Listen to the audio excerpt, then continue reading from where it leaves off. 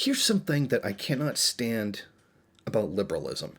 And some people have actually argued the worst barrier to socialism is actually liberalism and not conservatism. With conservatives, you know where you stand. They hate your guts. And they hate the guts of, well, pretty much everybody. But you never really know with liberals. Because they make a lot of overtures about wanting to help and wanting to do the right thing, and then, putting this completely useless effort into doing so. Think about it. You have a slew of mental illnesses going out through society, and this the result of alienation, etc., the breaking down of the social structure of the United States because of capitalist alienation, etc. So rather than say try to do something about it, which they can't, and they won't acknowledge that they can't, because you'd have to stop doing capitalism, and liberals love capitalism. They turn all of these illnesses into identities. It becomes a thing you are now. You got to put it on your Twitter profile. I'm this disorder. I'm that disorder, and that's part of who I am. And why are you doing that? You're doing it because liberalism tells you to do that. Rather than actually acknowledge, hey, we need more resources to deal with the mental illness that's taking place in the country for, I don't know why it keeps happening, not capitalism, because that can never happen. They're turning it into something you celebrate. I mean, think about the irrationality of that. Would you say, yeah, I got cancer. That's who I am. I'm Cancer Man. Like that guy from the X-Files, the cigarette smoking man. That's what I used to call him as a teenager with a friend of mine. We used to call him Cancer Man. And I think Fox Mulder called him Cancer Man too. Yeah, like I'm Cancer Man now. I've got like his thing or his aesthetic or whatever. Yeah, I hated that guy. I hated Cancer Man so much. And it's so stupid. Now you have people taking their mental illnesses and turning them into celebrations. And then it's like, do you think people should be ashamed of them? No. I'm obviously not saying that. As I am literally not saying that and saying the opposite. They should be acknowledged as problems and treatment should be sought. Okay.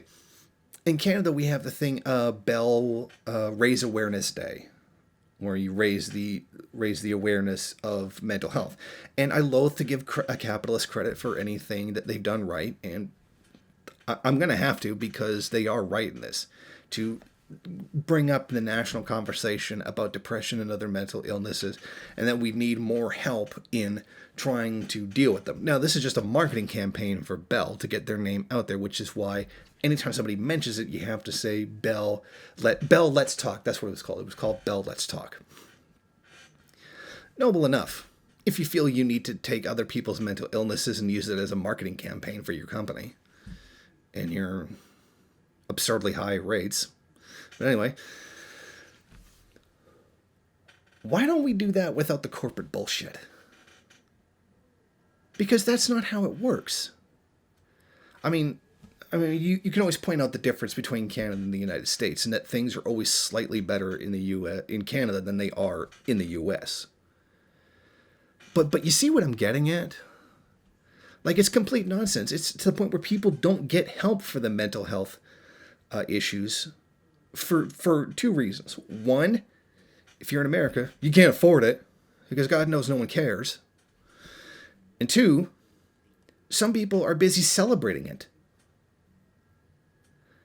Well, it's kind of hard to, get over an illness if you're celebrating it as a part of who you are and celebrating it as you and your unique way of thinking. I'm sorry, but depression, wanting to end your life, is not a unique way of thinking. It's self-destructive. And don't even give me that bullshit, because I've suffered through depression in my life. So don't try to say I don't get it, because yeah, I do get it, because I have gone through it. But seriously, when it's like saying I'm not an alcoholic. I'm just a very heavy drinker that can't stop. It's part of my party lifestyle. Yeah, if you're completely self-destructive, destroying yourself, destroying your family, destroying your life, that's not an identity. Now, mental illness has always been treated as something different than regular health concerns. Nobody yells at a cancer patient and says, oh, get over it. And there are a lot of people who yell at people with mental health and say, get over it. And of course that's wrong. But it's also wrong to turn around and make that into an identity. Yeah, that illness is a part of who you are, but it's not supposed to be.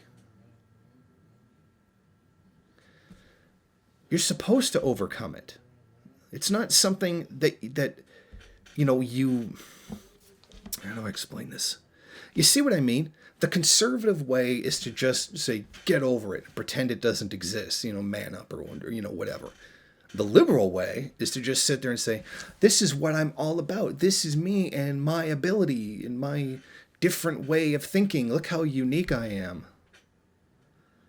Well, trust me, if you have either autism, depression, schizophrenia, bipolar disorder, you're not really unique, because a lot of people have those.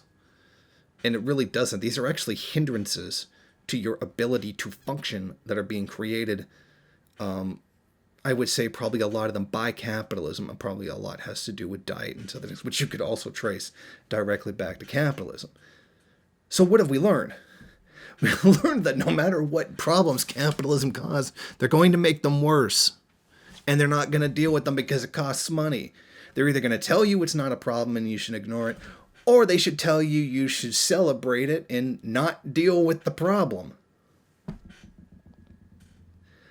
Yeah, it's like almost like capitalism is this really big goddamn fucking problem. And the worst part is, it's liberalism that's the worst for this. Because liberalism is the one that's making it look like they're doing something when they're not. At least conservatives will tell you to F off right to your face and tell you that they don't care. What's much more pernicious is liberals pretending they care when they're actually just perpetuating and frequently monetizing the actual problem. Thank you for watching. If you like this program, then please head over to my Patreon page and set up a monthly donation. It's your donations that keep this program running. Also, if you would like, please rate, comment, subscribe, and share in various social media.